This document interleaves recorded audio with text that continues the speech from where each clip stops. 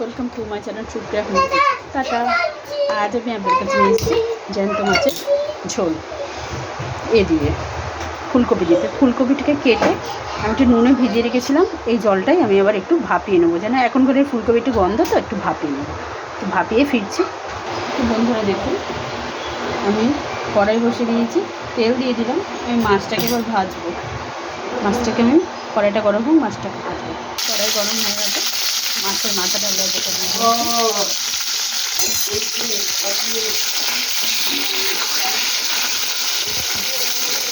হোক ঠিক। এদিকে দেখুন ফুলকপিটা ফুটিয়ে নিলাম। ফুলকপিটা তুলে নিয়েছি, কড়াই বসিয়ে দিয়েছি।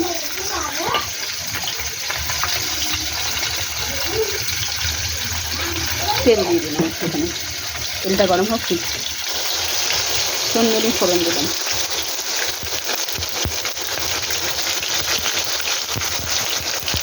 হাফ পেঁয়াজ দিয়ে দিলাম,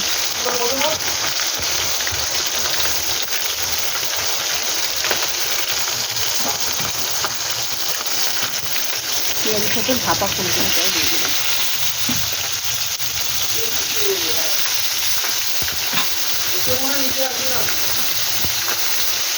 আলু দিয়ে দেবেন। এবার এটা ভালো করে ভাজবো, সুন্দর করে ভেজে ফিরছি। সবগুলো একসাথে ভাজা ভাজা করে ফিরছি। এদিকে মাছ দুটো ভাজা হয়ে গেছে, তুলে নেবো। তুলে নিয়েছি, মাছগুলো দিয়ে দিলাম।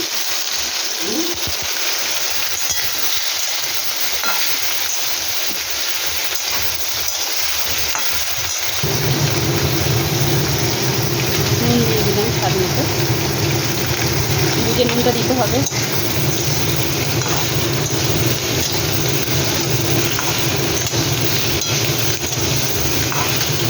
নুনটা দিয়ে দিলাম, তো হোক। এবার মাছটা একটু উল্টে দেবো।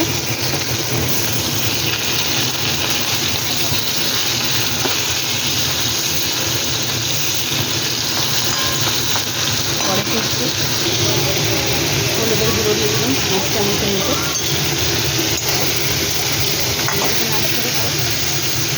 একটা টমেটো দিয়ে রেখেছি, সেটা দিয়ে দিলাম।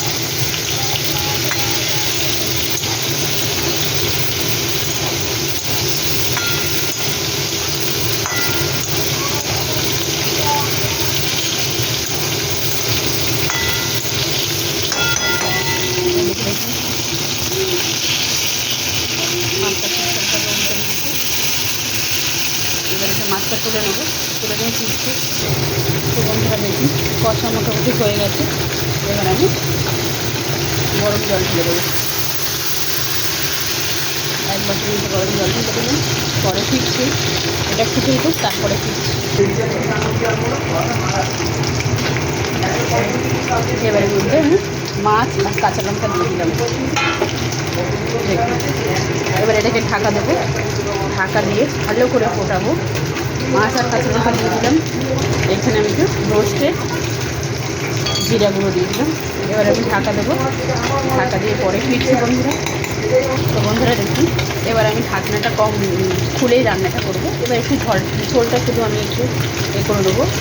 এছাড়া আমার মাছের ঝোল রেডি হয়ে গেছে। ঝোলটা আমি শুধু কমিয়ে নেবো, পরে ফিরছি। তো বন্ধুরা আপনারা ট্রাই করবেন, অন্য কিছু ফোড়ন নয় বন্ধুরা, শুধুমাত্র রাঁধুনি না চন্দুনি বলে ওই ফোড়নটাই দেবেন, দিয়ে এই রেসিপিটা একবার ট্রাই করবেন। কী অপূর্ব খেতে লাগে, না খেলে আপনারা বুঝতে পারবেন না। তো যাই হোক, আমার রান্নাটা কমপ্লিট হয়ে গেছে। ভালো, আপনারা ট্রাই করবেন, ট্রাই করে কমেন্ট সেকশনে কমেন্ট করে জানাবেন রান্নাটা কেমন লেগেছে। ভালো লাগলে লাইক কমেন্ট শেয়ার করবেন, আর আমার চ্যানেলটা সাবস্ক্রাইব করে দেবেন। ভালো থাকবেন, সুস্থ থাকবেন। থ্যাংক ইউ ফর ওয়াচিং বন্ধুরা, বাই বাই।